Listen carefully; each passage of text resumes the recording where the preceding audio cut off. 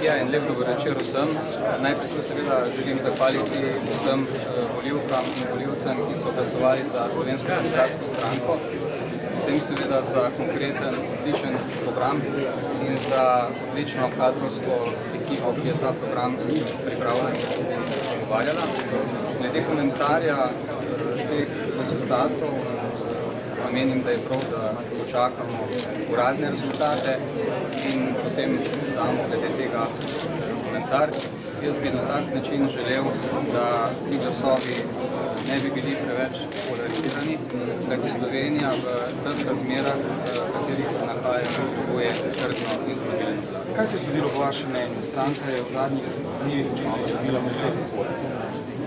Mi smo ves čas volilno kampanjo gradili na soočanju programov, na soočanju programskih izhodišč in mislim, da v prvem delu, vsaj v prvih dveh tednih, se je ta kampanja tudi na tak način odvijala. Žal pa v zadnjem delu, v zadnjem obdobju, v zadnjih 10 dneh temu ni bilo več tako. V spredje niso izstopala ta vprašanja glede izostritve posameznih programskih izhodišč, konkretizacije in primerjave med posameznimi nosilci, ki so sposobni ta programska izhodišča tudi izpeljati v praksi, pač pa neke druge teme,